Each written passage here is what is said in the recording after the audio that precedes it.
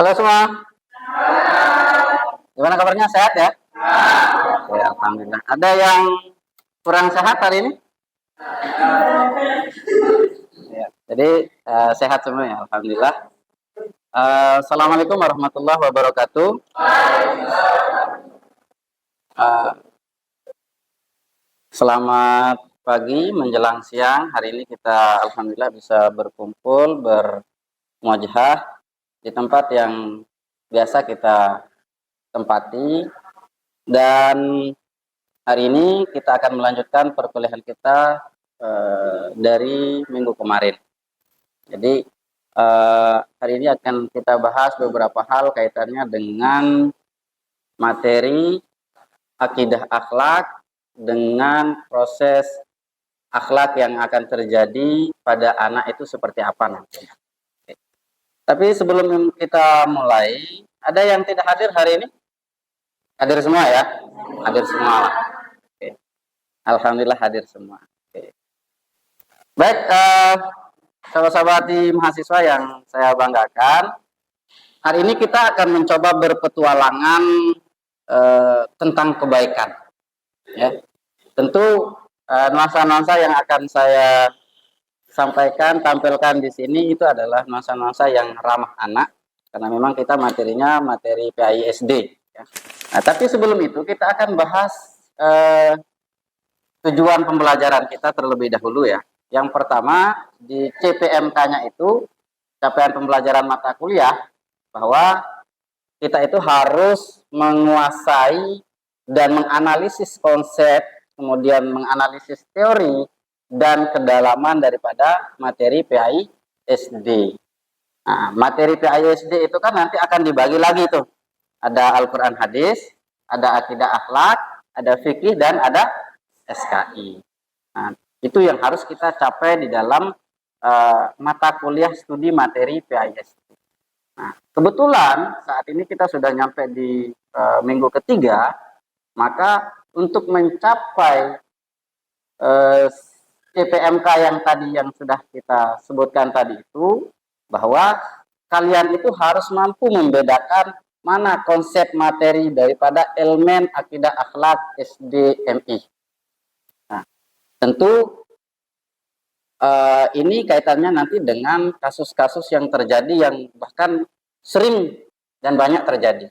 Atau mungkin kita juga sering melakukan praktek itu secara tidak sengaja, yaitu kasus perundungan dengan kasus bullying tadi itu. Oke. Tetapi sebelum kita lanjut, kita akan coba untuk melihat ini dulu ya. Ada media yang sudah saya siapkan dan kita coba cermati. Oke. Kita coba perhatikan sama-sama ya.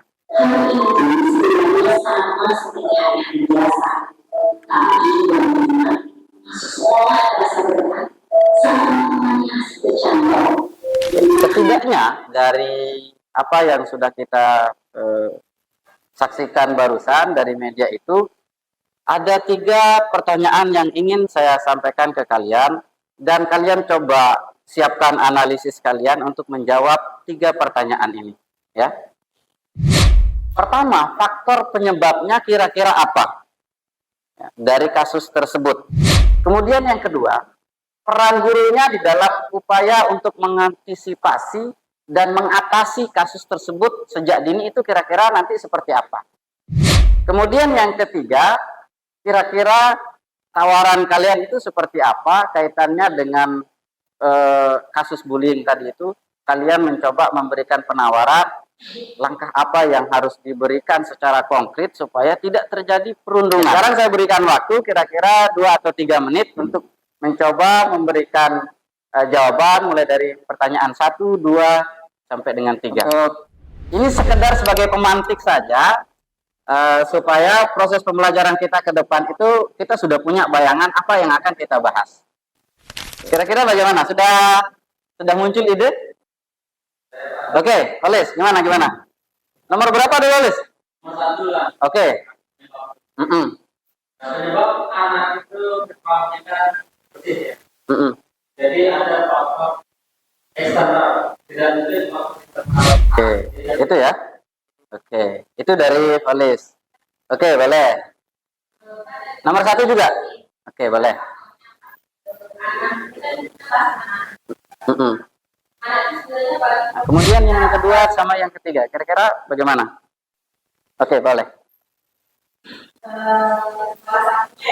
Mm-mm. Oke, baik. Terima kasih ya dari Nadila tadi bahwa guru itu harus jadi role model. Poinnya di situ ya. Artinya bahwa harus menjadi contoh, harus menjadi panutan. Nah, karena kalau sudah panutannya rusak, maka besar kemungkinan anak itu secara tidak sengaja mereka juga akan rusak. Misalkan secara eh, gurunya misalkan gini kan, artinya kan sudah ada proses penghinaan, bullying di situ kan sudah tidak bisa dijadikan sebagai role model guru-guru yang seperti itu. Tentu normalnya kita, logika kita, kalau sudah jadi guru ya tentu tidak mungkin dia akan mencontohkan sesuatu yang tidak baik. Misalkan masuk kelas oleh begini kan, tidak mungkin, ya kan? Apalagi mata pelajaran yang diampu itu adalah akhlak terpuji, kan tidak mungkin. Tentu yang ketiga, kira-kira strategi apa yang bisa Anda tawarkan secara konkret kaitannya dengan kasus bullying tadi itu? Nanti kita akan coba komparasikan dengan nilai-nilai aswaja, ahlus sunnah wal jamaah. Kira-kira seperti apa Anda bisa menawarkan untuk menyelesaikan kasus itu? Kalau tadi kan dari gurunya, nah, kalau dari kalian kira-kira seperti apa kaitannya dengan aswaja dan kasus bullying? akan besar loh. Oke, monggo. Kita harus memberikan baik. Oke, berarti ini korban bullying ya. Iya kan. Nah, jadi kita bukan hanya sekedar teori dari Tony ini, tapi dia mengalami langsung bahwa korban ya. Oke, boleh. Oke, kita lanjut ya. Oke, lanjut. Oke. Kita ada misi hari ini ya, sahabat-sahabat mahasiswa. Ayo menjadi detektif kebaikan. Oke. Nah, kita akan belajar cara berteman yang baik seperti apa untuk melawan ini ya. Mana tadi pennya ya? Mana? Oh iya, sorry ya, saya tidak tahu. Oke. Hari ini kita akan mencoba berteman secara baik untuk melawan monster bullying ini. Oke? Ya. Dengan kekuatan apa kita harus melawan itu? Dengan kekuatan aswaja. Apa itu aswaja? Ahlus sunnah wal jamaah. Seperti apa konsep aswaja? Nanti itu akan menjadi kekuatan kita untuk melawan monster bullying tadi. Lanjut ya. Oke. Sorry. Oh iya dong. Sorry. Yang perlu kita ingat ya, bahwa teman hebat itu adalah teman yang merangkul, bukan memukul. Bisa dipahami ya? Ya, artinya tidak mesti harus ada teman langsung kita rangkul gitu kan? Nah, tidak, tetapi maksudnya adalah ya kita jadikan teman layaknya diri kita sendiri. Kita lanjut. Ada 4 kekuatan super dari aswaja yang perlu ada di dalam diri kita. Tadi kan kita mau melawan monster bullying tadi itu kan? Ini adalah 4 kekuatan yang harus kita kuasai. Yang pertama tawasud. Apa tawasud? Nah?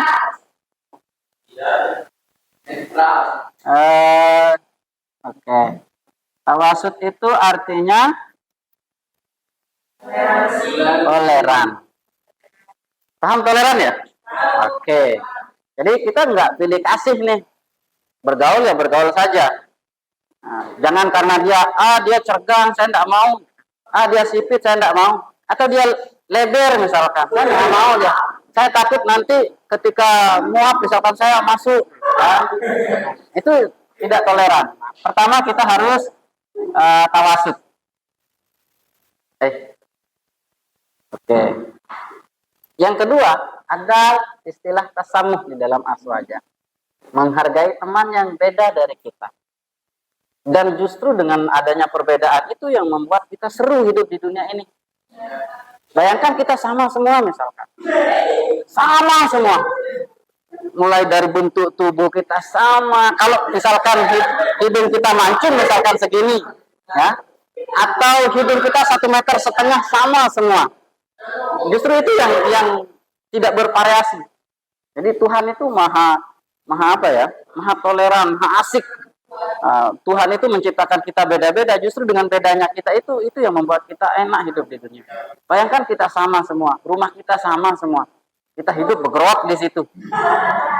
Kan tidak asik jadinya. Itu tasamuh. Kemudian berikutnya, tawazun. Apa tawazun? Berasal dari kata wazana yazinu, kan? Tawazana ya tawazunan, seimbang, tidak berat sebelah kanan, tidak juga berat kiri. Kalau misalkan salah ya salah, kalau misalkan keliru ya keliru. Jangan karena kedekatan emosional kemudian berat sebelah jadinya. Itu tawazun. Kenapa? Oke, itidal. Ini kekuatan keempat nih dari kita yang harus kita kuasai. Itidal. Apa itidal? Bukan itidal yang dari ke sini itu, bukan ya. Jadi jangan nanti apa itu itidal? Sami Allah liman hamidah, kan begitu ya.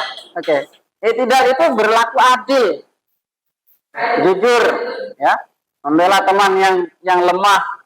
Kayak tadi itu kan lemah dia karena dia tidak punya kuasa ketika diperundung oleh beberapa temannya, kelompok temannya. Hanya saja ada beberapa yang merasa kurang beres nih. Kalau begini terus akhirnya dipanggillah ibu gurunya tadi. Baik. Nah, di sini ada beberapa kebaikan yang harus ada di dalam diri kita ya. Misal suka menolong. Sering menolong ya? Sering dong. Bahkan bisa 100% nih menolongnya. Ya. Iya dong. Ini juga lagi proses tolong menolong. Apa ta'awanu 'alal birri wat taqwa begitu ya? Tolong menolong dalam hal kebaikan. Kemudian bicara sopan. Kita sudah saya kira apalagi mahasiswa sudah tidak ada yang ngomongnya kasar dan misalkan sunrahai misalkan jauh sudah terlanjur kan, baru ingat kayaknya ini sun India nih gitu kan. Jadi saya kira bicara sopan itu sangat krusial lah di dalam proses bersosial. Kemudian mengejek teman, ini kadang-kadang banyak nih, ya kan? Saya yakin nih di tempat ini, di kelas ini juga banyak yang sering lah ya. Makanya ini paling sedikit nih. Karena tidak mandang orang kalau mengejek teman itu. Kecuali memang sudah terverifikasi dia orang baik, tuan guru, wali misalkan. Baru. Tidak. Tetapi kalau untuk ukuran-ukuran kita, kapasitas kita, jangan kira ketika saya jadi dosen kemudian ini tidak ada. Oh, tidak. Ada. Cuman bedanya kita sadar enggak setelah itu. Kita tobat tidak setelah itu, kan begitu. Oke. Jadi sangat krusial sekali ya mengajak teman itu. Jangankan fisik, tempat duduknya saja kita kadang-kadang misalkan ada teman yang begitu-begitu kan sering dan harus kita antisipasi. Oke. Ayo kita harus tingkatkan kebaikan. Karena yang ya namanya baik kan tidak ada jeleknya ya. Jadi itu yang akan kita bawa nanti ke akhirat, kebaikan-kebaikan kita selama hidup di dunia.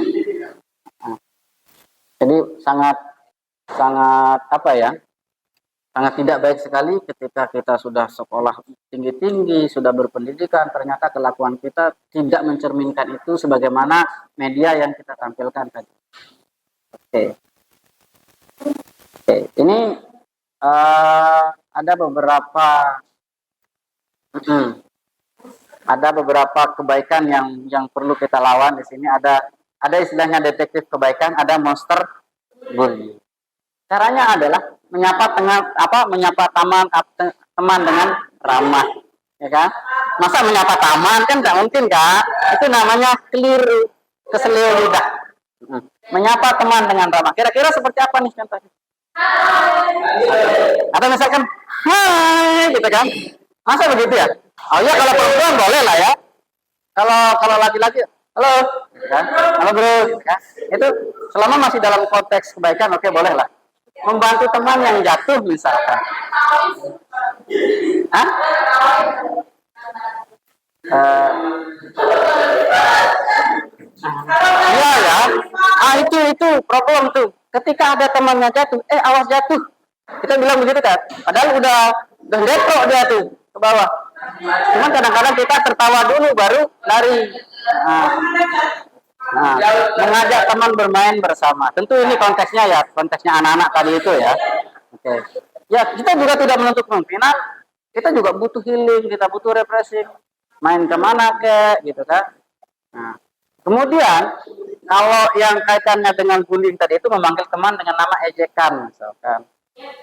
Nyet, ya itu bahkan dinormalisasikan. Nyet itu. Padahal kan, cuk, nyet, njir, nyet, nying. Memang tidak lengkap memang, tetapi tujuannya ke situ. Tetapi itu sekarang sudah dinormalisasikan karena media sosial. Tidak ada istilah normalisasi dalam hal-hal keburukan seperti itu. Mengambil barang teman tanpa izin. Ini rentan ini. Ada pulpen yang tertinggal atau yang lain. Ini rentan sekali. Menjauhi teman yang berbeda. Ya meskipun kita tercipta dengan perbedaan, tentu ya jangan sampai hal ini terjadi. Menjauhi teman yang berbeda. Mungkin temannya tidak pakai kerudung misalkan. Tetapi caranya kan tidak mesti harus dijauhi kan? Juga tidak mesti caranya harus didekati tuh. Yang bau, misal bau kecap misalkan. Artinya caranya adalah kita kasih saran, oh Anda pakai nih deodoran misalkan. Itu dia sudah paham terhadap apa yang menjadi problemnya. Jadi dengan cara seperti itu bahwa kita akan menjadi orang yang bahagia bersama ketika tidak ada kasus bullying tadi. Teman yang paling bahagia adalah teman yang suka berbagi dan saling menyayangi. Kita saling sayang ya. Kita saling sayang ya. Saling sayang dong. Harus sama-sama berbagi dong. Bahkan tadi saya dikasih makanan loh. Mahasiswa yang saya banggakan. Sampailah kita pada akhir pembelajaran ya, dan yang menjadi bekal kita di akhir ini kaitannya dengan sabda Rasulullah bahwa orang Islam yang paling baik itu adalah yang membuat orang lain merasa aman dari lisannya, yang merasa nyaman dengan tindakannya. Oke. Mungkin ada yang perlu dipertanyakan sebelum kita keluar? Sudah tidak ada ya, karena sudah dipertanyakan semua tadi. Jadi untuk kasus bullying ini saya kira sudah clear dan mudah-mudahan ada manfaatnya. Akhirul kalam, wallahul muwaffiq ila aqwamit thoriq. Wassalamualaikum warahmatullahi wabarakatuh.